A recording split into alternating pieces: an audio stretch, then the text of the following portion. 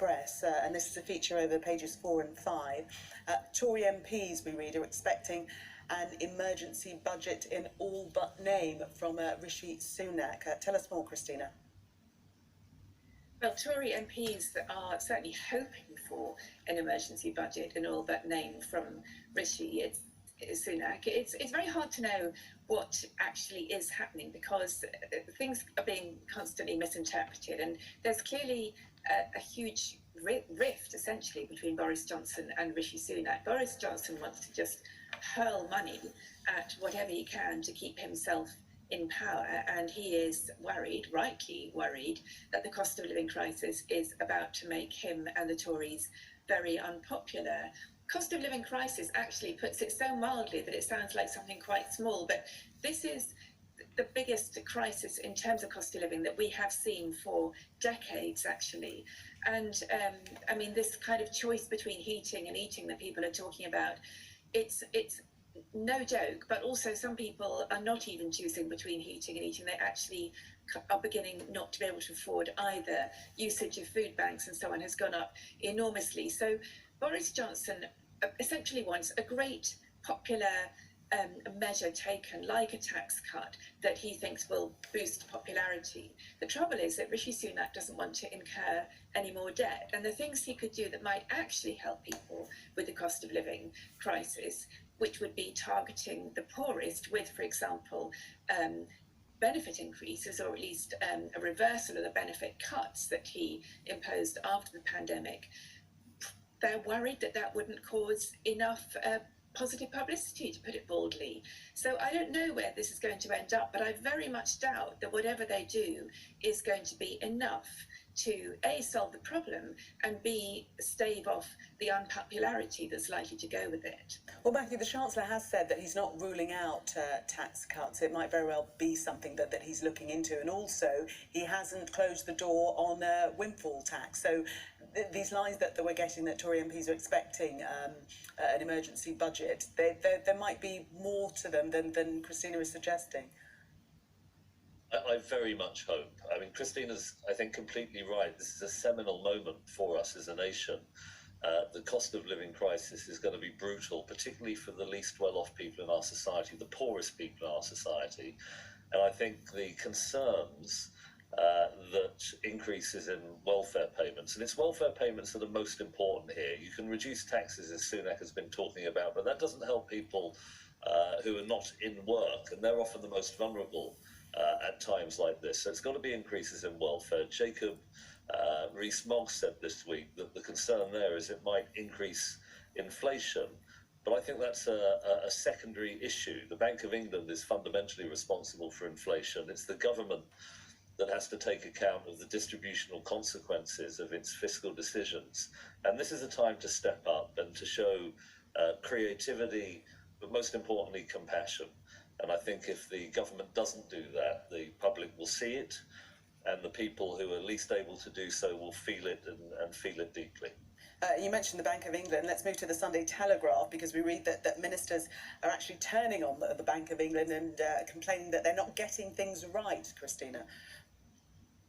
Well, Tory backbenchers and ministers, for that matter, are very good at attacking people who are announcing bad news. I'm afraid they very often don't like reality, as is evident from the consequences of Brexit and the Northern Ireland Protocol and the problems that has brought to Northern Ireland and to our relationship with the EU, because the fact is that there is an inflationary spiral around much of the world at the moment, and I suspect that the economists at the Bank of England know rather more about how to control inflation than Tory backbenchers and some ministers do. But I understand that they don't like the figures. The figures are very, very alarming. Inflation is currently 7%.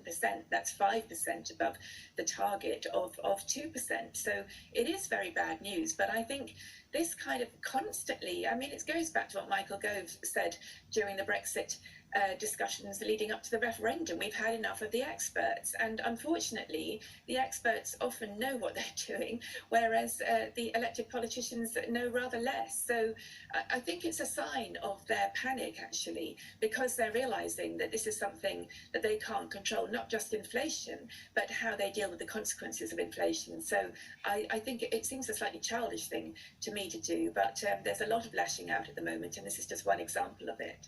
Yes, the Telegraph characterising this as a highly unusual attack. One of the senior ministers warned it has one job to do, to keep inflation at around 2%, and it's hard to remember the last time it achieved its target. Matthew? Well, I think, having looked at that story, there was some criticism from Lord Forsyth, a Thatcherite minister, I think from the John Major years. And I think the critique is that the bank has indulged in what's called quantitative easing to support the economy. You might remember they did this initially after the credit crunch in 2008, and also during the pandemic. I mean, this is quite unprecedented as an economic policy. And I remember back in the 1980s, there was a view that quantitative easing, monetary policy, the supply of money, was a fundamental determinant of inflation. And there was a letter back in, I think, 2009 that it would undermine Western currencies. I think it was a difficult judgment for the Bank of England. I agree with Christina. Criticising an independent group of people seeking to keep on top of inflation is a risky thing to do for ministers, and to leak the idea that it might be brought under the orbit of ministerial control, that undermines the credibility of the bank in the financial markets. So I'm not keen on what they've said, and I do think that it's a difficult judgment. And I haven't personally made my mind up about the relationship between quantitative easing and inflation. It's a very complex and convoluted relationship. Yes, and one minister, a Conservative MP, actually quoted here as saying, pulled into higher tax bands. Christina? Yes, well, obviously this is arguably bad news for those who are pulled into higher tax bands. The prediction is that because of inflation and also rising wages, which is good news, clearly, more people, 1 in 5 people, are going to be likely to be paying more tax. That's in some ways bad news for them, but also very good news for them because they'll be earning more.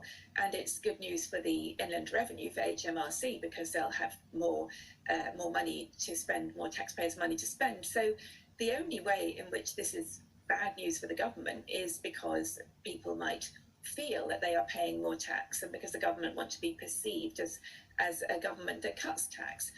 Of course, if they actually want to be perceived as a government that cuts tax, it would have been helpful if they hadn't increased tax more than any government for some years, and that is precisely what they have done.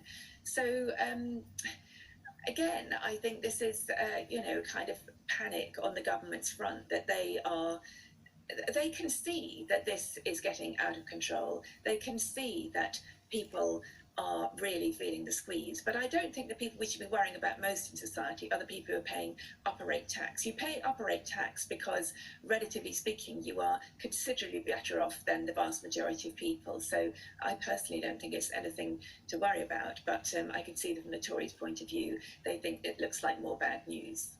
Matthew, we've just got less than a minute on this section, but this does point further to the fact that we might be looking at tax cuts from the Chancellor, doesn't it? Yeah, I think the worry is that with the tax burden at its highest for, 70 years, and because the thresholds haven't been upgraded, more people are moving into higher thresholds. The Thatcherite Tories are very worried about the reputation of the party for keeping taxes low, which has been eviscerated. But of course, there's a deep tension within the modern Conservative Party between those who want low taxes and relatively low regulation, and the Red Wall Tories, so-called, who are quite keen on high taxation. And this deep tension within the party, I think, is reflected in the indecision, to a certain extent, of the government at the moment.